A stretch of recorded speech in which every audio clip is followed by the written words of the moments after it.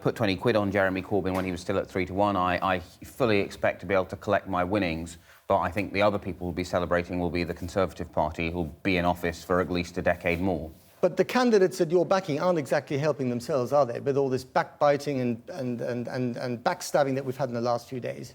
No, I mean, the three... Against each other, not against Corbyn. The three non-Corbyn candidates have been a horror show as well. They've completely failed to put a positive case to the Labour Party members. They've forgotten that you need to win this election to win the general election. Unfortunately, just because they deserve to lose, and Corbyn, in terms of his campaign, he absolutely deserves to win. He's absolutely been far and away the best candidate in terms of winning the Labour leadership. But in terms of the further damage it will do to Labour's already fraught relationship with middle-class voters in Middle England, with various communities that have already turned away from the Labour Party, I cannot think of anything worse for Labour than for 5 years of Corbyn. Laurie, please. Well, you speak about the middle class. In about 15 years ago, 2/3 of young people expected to own their own houses. In 10 years' time, that will be less than 40%. The middle class itself is shrinking and squeezed and no longer plays to the same purely aspirational logic as it did before. And bear in mind that Corbyn is a candidate who was once... His policies and principles would once have put him on the centre of Labour's... and he has stuck to his same principles, and now he's being painted as this cross between Stalin and Chairman Mao with a little red book over his heart.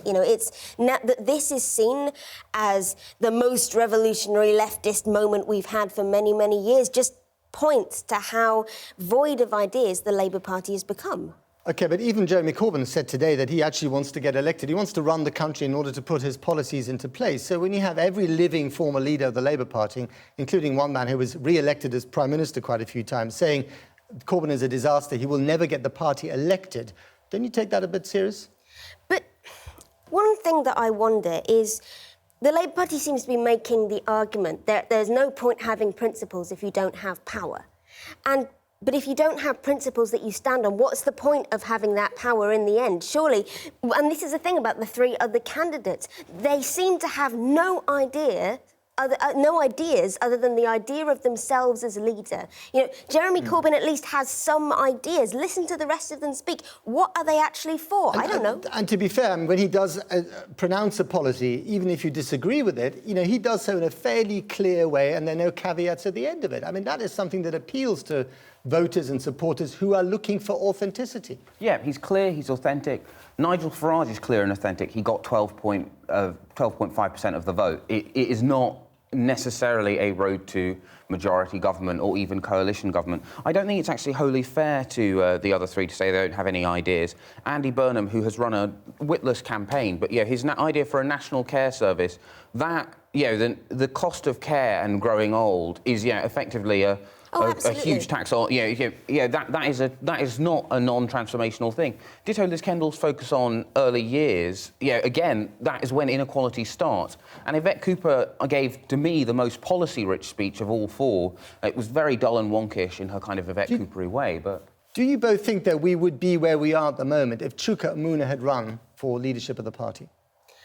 I think that Chuka Umunna is a very gifted politician in many ways, but he seems to present the same sort of face that the nominal centre-left has clearly decided is the kind of politics that we now do, which is homogenous, bland, playing to the neoliberal line, countering to... I mean, it is a different face, though, isn't it? I mean, it would have made some difference in the campaign, wouldn't it, at the moment, if he had run?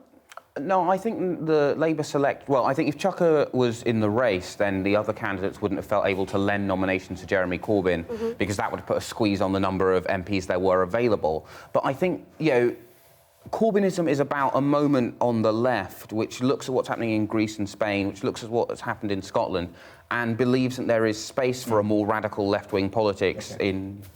Yeah, well, this is a moment for the left that's going on across Europe. All right, great. On that note, we've got to leave. I'm afraid we've run out of time. Laurie Penny, Stephen Bush, thanks for coming in.